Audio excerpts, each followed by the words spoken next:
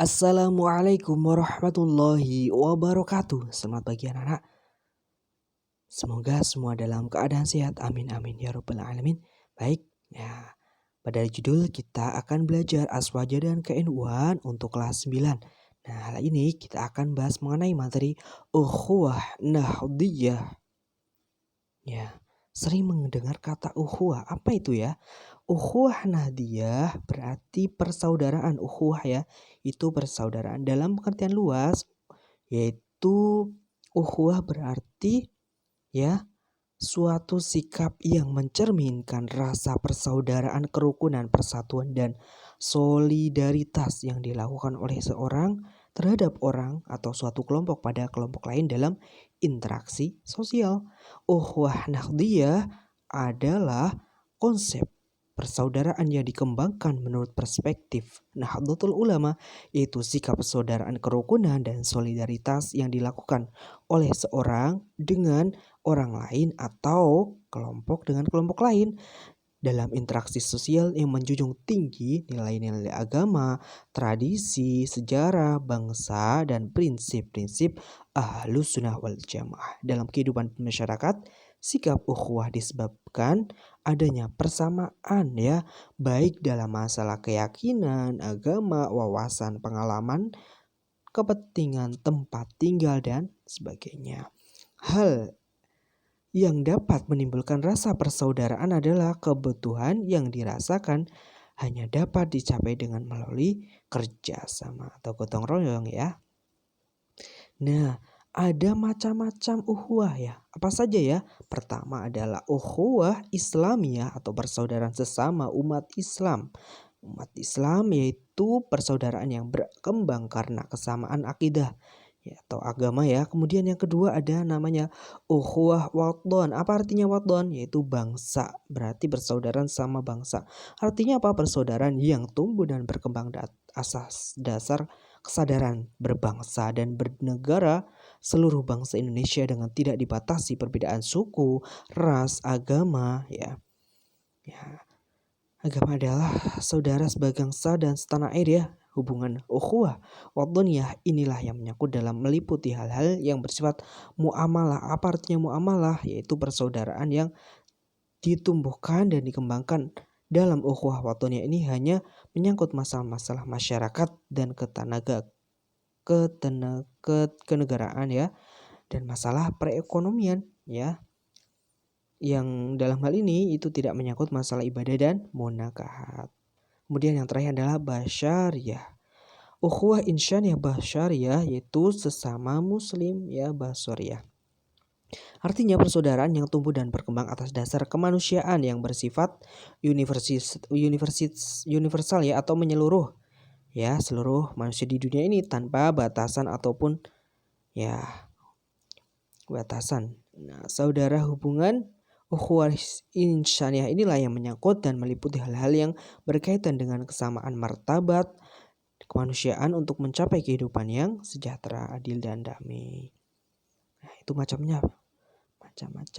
Kemudian sikap ya, penerapan ukhuwah nahdiyah, sikapnya bagaimana? Pertama, at-ta'aruf. Ta'aruf, sering mendengar kata ta'aruf? Ta'aruf yaitu saling mengenal. Kalian sudah kenal dengan saudaranya? Nah, tinggi rendahnya rasa persaudaraan di antara masyarakat desa tergantung pada bagaimana mereka saling mengenal. Semakin dalam seorang dengan orang lain, maka semakin tinggi pula persaudaraannya. Itu saling mengenal, ta'aruf.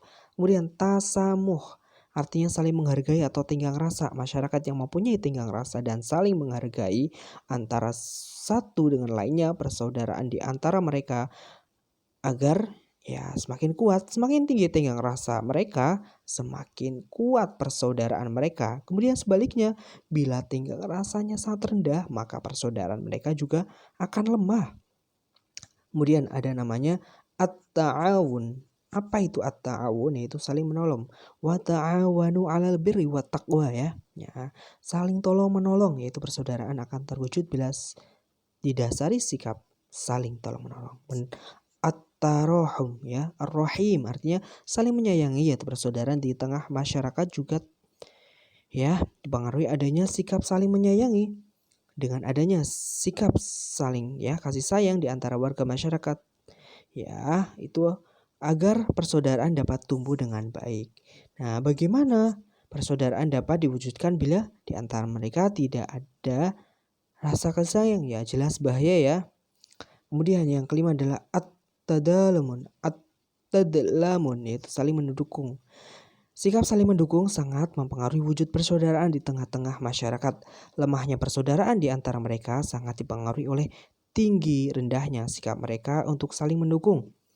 Nah, tinggi rendahnya kuat lemahnya 5 sikap tadi ini ya sangat mempengaruhi ukhuwah ya di antara warga masyarakat. Oleh sebab itu, ukhuwah dapat diwujudkan, maka kelima sikap dasar ini harus dibangun masyarakat dan harus saling mengenal, bukan hanya mengenal tabiat ya, tidak hanya mengenal itu tapi juga harus mengenal tabiat dan sifat-sifat dari mereka. Nah, selanjutnya tadi sikap yang membangun. Nah, kira-kira sikap yang mengganggu ukhuwah apa saja ya? Dalam kehidupan sehari, ukhuwah dapat terganggu kelestarian apabila sikap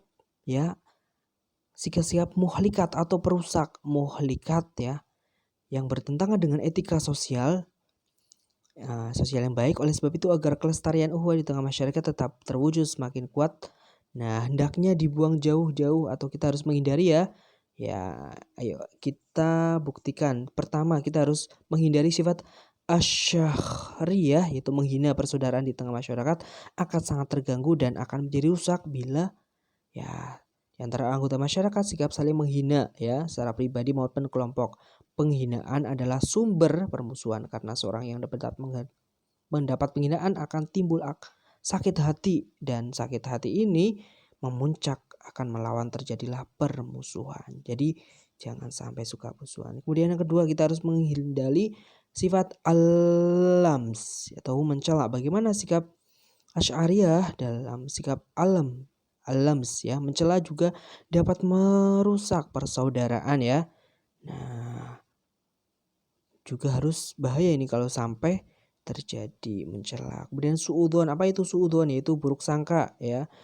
Ya, sikap yang dimiliki seorang yang dimana ia selalu menganggap seseorang itu berperilaku buruk ya, sangat berbahaya bagi terwujudnya persaudaraan. Hibah, ada yang suka hibah ya, suka mencemarkan nama baik ya. Ayo kita hindari suka membicarakan atau menceritakan kejelekan orang ya. Kemudian yang kelima adalah tajasus. Tajassasu wala tajassasu ya, saling curiga ya. Berlebihan akan mengganggu terwujudnya persaudaraan, jelas. Ayo nggak boleh terlalu curiga ya. Kemudian yang kena takabur, nggak boleh ya, sombong itu nggak boleh. Nah, congkak ya. Maka ya harus dijaga sikap-sikapnya. Kemudian penerapannya bagaimana? Nahdlatul Ulama meletakkan ukhuwah sebagai wawasan yang harus dipahami dan diamalkan oleh setiap warganya. Dalam penerapannya, wawasan ukhuwah meliputi ukhuwah Islamiyah, Wathaniyah, dan Basyariah atau Insaniyah tadi harus dipandang sebagai pola tatanan hubungan yang saling membutuhkan dan saling mendukung. Ketiganya harus diwujudkan serentak dan tidak boleh dipertentangkan satu dengan lainnya. Nah, di dalam pelaksanaan tidak harus ada keseragaman, akan tetapi pelaksanaannya memerlukan pemahaman dan kesiapan seseorang atau kelompok untuk bersatu ya. Harus bersatu, adanya keanekaragaman ya. Nah, seperti pada Bhinneka Tunggal Ika ya, walaupun kita berbeda dari suku, ras, agama harus tetap satu. Proses pengembangan wawasan ukhuwah seringkali mengalami hambatan ya. Nah, adanya kebanggaan kelompok yang nggak mau mengalah ya, yang berlebihan, yang mudah menimbulkan sifat a priori atau masa bodoh ya, fanatis ya, terlalu menggebu-gebu yang tidak terkontrol. Yang kedua apa? Sempitnya cakrawala ya, cara berpikir, pengetahuannya ya, disebabkan oleh keterbatasan tingkat pemahamannya masalah keagamaan dan masyarakatan ya, maupun disebabkan oleh rasa ta'assub ya, golongan yang berlebihan. Lemahnya fungsi kepemimpinan ya, jelas kepemimpinannya mungkin kurang ya dalam mengembangkan budaya ukhuwah ya, baik dalam memberi keteladanan atau contoh. Itu yang penting adalah contoh ya, dimanapun kalian menjadi pemimpin ya harus contohkan dengan yang baik dalam. Terima kasih. Demikian, assalamualaikum warahmatullahi wabarakatuh.